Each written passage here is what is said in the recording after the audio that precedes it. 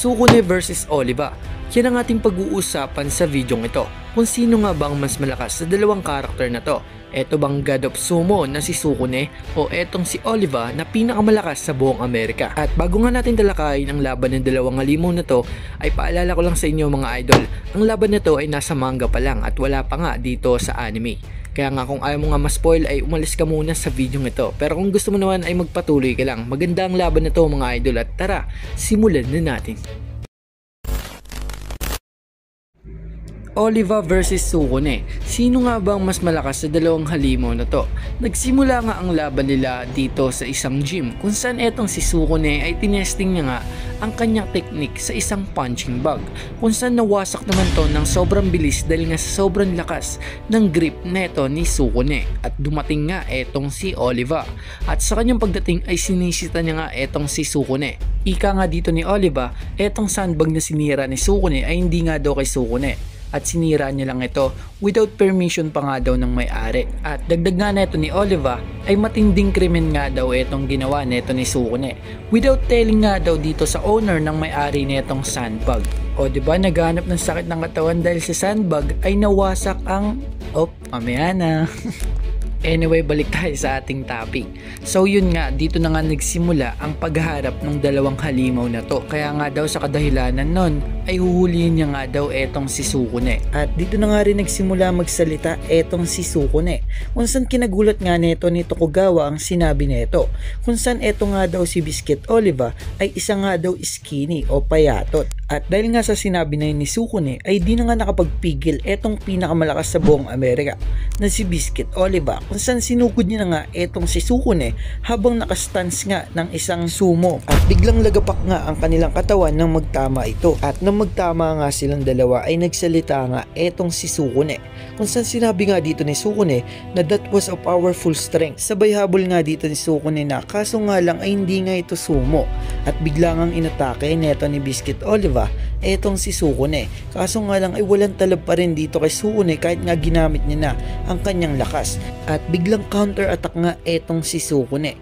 Kung si Oliva nga ay nahirapan nga sa pagbuhat dito kay Sukune, ibahin nyo si Sukune kung saan parang baby nga etong si Oliva sa isang ikot lang. At habang buhat nga neto ni Sukune etong si Oliva ay sinabi nga dito ni Sukune na ang inverted nga daw na triangle na pangangatawan ay walang laban sa pangangatawan na triangle. Sabay sabi nga dito ni Oliva na gaano mo katagal planong hawakan ako at sabi na nga dito ni Sukune ay sorry nga daw at binaba niya na nga etong si Oliva. At matapos nga maintindihan neto ni Oliva na wala talagang laban ng kanyang pangangatawan laban dito kay Sukune at sabi nga dito ni Oliva na hindi nga daw siya mananalo against dito sa triangle at dagdag niya pa nga dito eto nga daw inverted triangle ay sobrang cool nga daw neto pero sa sumo nga lang daw yun dahil nga pagdating nga daw sa isang simpleng laban ay marami nga daw pinagkaiba. Isa na nga dito etong free fight na kung saan hihinto ka na nga lang sa isang laban kapag tapos na. At dagdag pa nga dito ni Oliva ay ito nga daw mga naglalaki ang mga hayop dito sa natural world ay pinapatay nga lang daw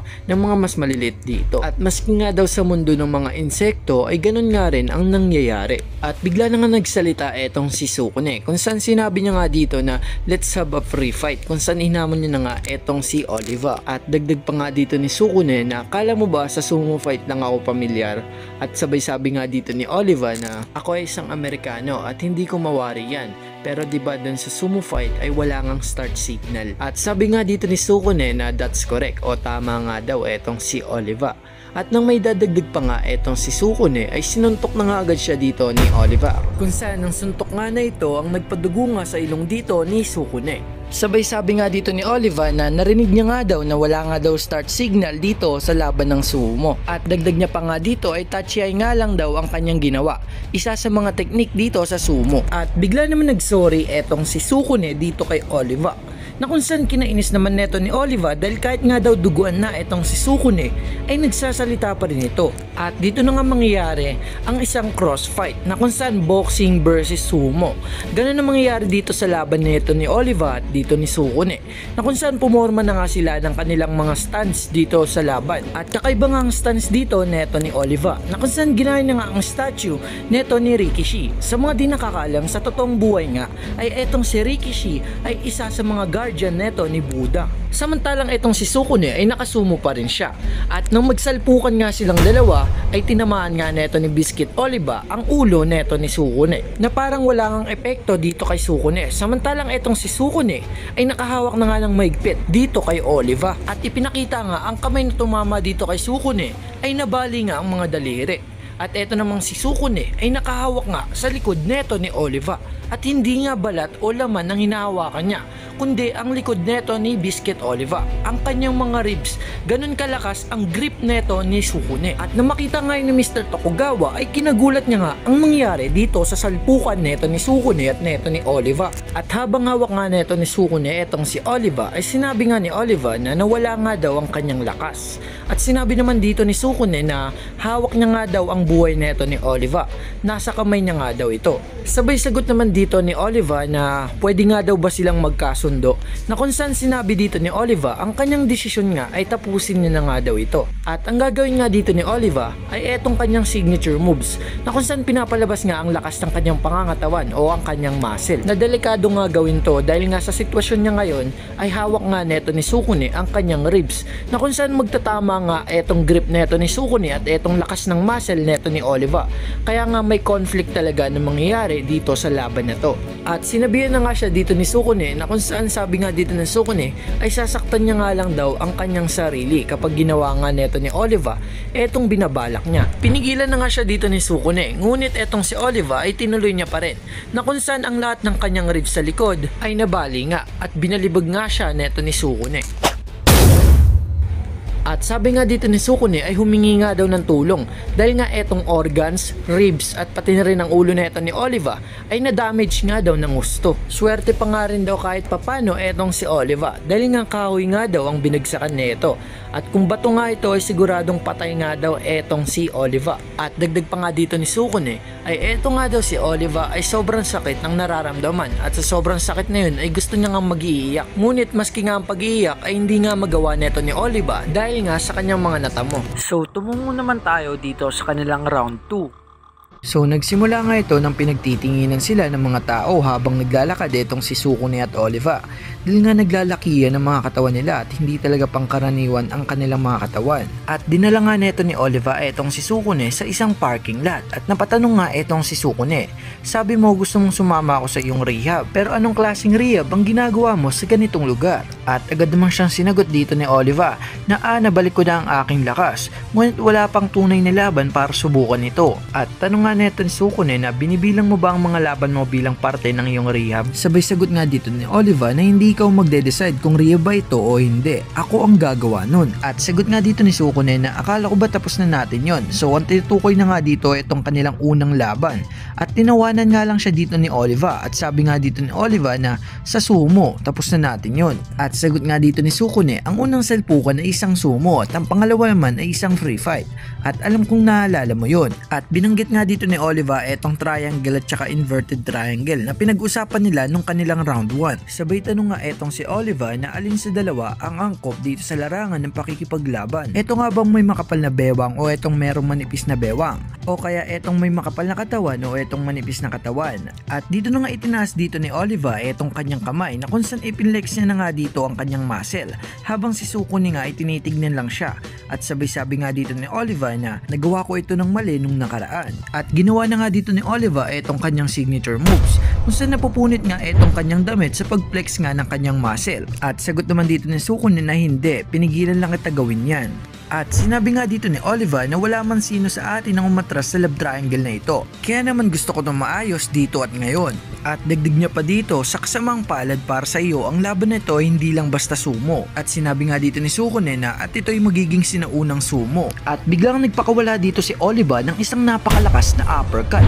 At sinundan niya nga ito rin ng isang napakalakas na straight punch na kung saan tumalsik nga etong si Sukune sa isang sasakyan. At nasira pa nga ang sasakyan dito mga tol sa sobrang lakas ng suntok neto ni Oliva. At habang tinitignan nga siya dito ni Oliva ay mabilis ngang kumilos etong si Sukune para yakapin etong si Oliva. At nang mahawakan niya na nga etong ribs ni Oliva ay bigla nga siyang inipit dito ni Oliva na kung saan etong dalawa niyang kamay ay wala na ngang nahawakan sa likod. Dahil ang muscle nga rin dito ni Oliva ay tumigas na. At sabi nga dito ni Oliva na parang nawala ang grip mo. Sa tingin ko ito ang tinatawag mong grip na Kanoki. At dito na nga biglang in-smackdown neto ni Oliva etong si Sukune na kung saan hinampas nga neto ni Oliva ang mukha ni Sukune sa sahig. Pati nga ulo dito ni Oliva ay tumama nga rin dito sa sahig mga tol at bigla namang tumayo agad etong si Sukune. At confident nga etong si Oliva na nakatingin dito kay Sukune habang si Sukune nga ay duguan na napalingon. At kinagulat nga neto ni Sukune nang iabot nga neto ni Oliva ang kamay niya. At sabay sabi nga ni Oliva na dito naman tayo sa Teotsu, ang palakasan. At sagot naman sa kanya dito ni Sukune na para hamunin mo ko sa isang palakasan, kahit nakalahati lang ng bigat ko ang timbang mo, sigurado ako na kampante ka sa laki ng mga muscle mo. At dito na nga nagdikit ang dalawa nilang palad na kung saan kinagulat nga rin nilang dalawa. At sabay sabi nga dito ni Oliva na para sa tinatawag na Rikishi na malakas na tao, hindi kaya ata ganun kalakas. At dito nga pinakita sa atin etong lakas ni Oliva na kung saan etong si Sukune ay napapaatras na at sabay sabi nga dito ni Oliva na pababa ka na sa aking mga mata. At gumamit na nga dito etong si Sukune ng dalawang kamay na puwersa para lang mapantayan etong lakas ng kamay ni Oliva. Ngunit etong si Sukune ay nahihirapan pa din. At sabay sinabi nga dito ni Oliva na hindi, baka mas mababa ka na kaysa sa akin. At dagdag niya pa nga dito, isang segundo pa lang nakakalipas ay nakatingin ka pa nga sa aking mga mata mula sa ibaba. Pero ngayon ay mas matangkad na ako kaysa sayo. Hirap na nga dito etong si Sukune mga tol, samantalang etong si Oliva ay kampante pa rin. At bigla kang sinabi ni Oliva, ang iyong hinliliit, ikaw ay may kapansanan kung wala ito. So sa mga di pa nga nakakaalam kung bakit wala nang hinliliit etong si Sukune, dahil ay kinain na nga ito neto ni Jack Hanma. Kaya naman kung gusto mo nga panoorin etong laban ni Jack Hanma at eto ni Sukune ay ilalagay ko lang sa description box. So balik na nga tayo dito sa ating topic. At dahil nga sinabi dito ni Oliva ay na-trigger nga etong si Sukune na kung saan binigyan niya nga etong si Oliva ng isang malakas na sampal. At nakangiti nga sinabi dito ni Oliva na hoy, huwag kang mag-init. Hindi ko tinawag na mahina ka kasi kapag wala nga ang iyong hinliliit ay di ka makakagawa ng diamond. Habang si Sukune naman ay wala pa ring sagot. At ito namang si Oliva ay napangiti nga at sinuntok niya nga ng isang napakalakas etong si Sukune. At makikita nga natin dito na duguan na etong bibig na ito ni Sukune. Ngunit hindi nga siya natumba sa pagkakataon na to. At laking gulat niya nga ng pagtingin niya nga dito kay Oliva ay naging bola na nga to mga tol. Kung saan ginamit na nga neto ni Oliva etong kanyang teknik na tinatawag na ball. At sabi nga dito ni Sukune na ano yan? At sabay-sabi naman dito ni Oliva na come on. At tanong nga neto ni Oliva na ganun kadali sumuko at sabi naman neto ni Sukune na hindi. At napaisip nga dito etong si Sukune na kung saan ang pose nga daw dito ni Oliva ay madalas na ginagamit sa contest ng mga muscle. At ito nga daw ang ginagamit ng mga pose ng mga bodybuilder kapag nagpapakita sila sa mga contest. At sabi na nga dito ni Sukune, anong klaseng mundo ang ginagalawan natin? Hindi ko kailanman naisip na makakita ko ng isang taong tulad mo. At sabay-sabi naman dito ni Oliva na natatakot ka na ba? At wala namang sagot dito etong si Sukune at bigla nilang tumalon ng napakataas at sinabi niya nga, ang galing mo Mr. Meatball. Tinawag niya ng meatball dito etong si Biscuit Oliva. At dagdag niya pa nga dito, ikaw at ang iyong muscle ay pinasaya talaga ako. At dito niya na nga binagsakan etong si Oliva. Ngunit laking gulat niya nga nang tumalbog lang siya dito. At ang naramdaman niya nga dito ay parang tumalon nga lang daw siya sa isang malaking spring. At napatanong nga dito etong si Sukune kung paano nga daw naging malambot ang ganitong uri ng bilog. At dagdag niya pa nga dito, anong klaseng Rikishi ka?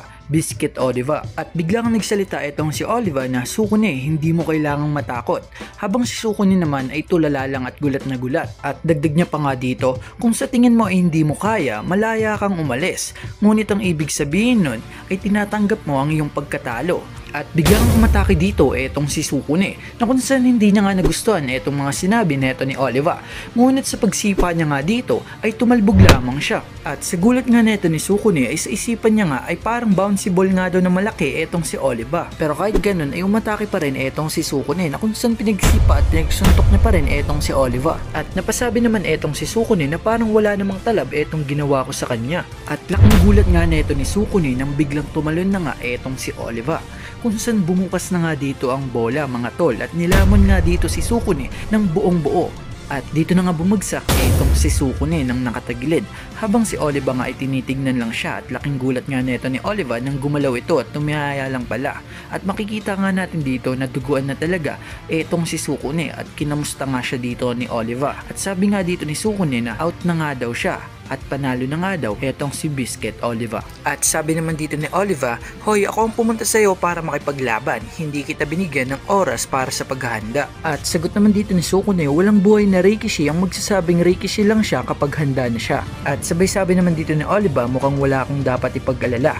At tumalikod na nga to at sinabing nakagawa ko ng magandang rehab ngayong araw. Sabay-sabi nga dito ni Sukune na nagsaya nga rin daw siya.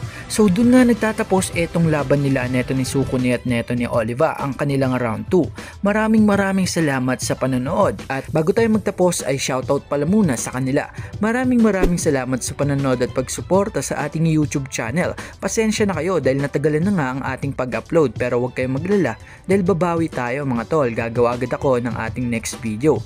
Maraming salamat sa panonood mga tol, na-appreciate ko kayo. Kaya naman kung bago ka pa lang sa aking YouTube channel ay pakipindot na itong like at subscribe button at mag-comment ka na rin sa baba ng ating video. So hanggang dito na lang, peace out.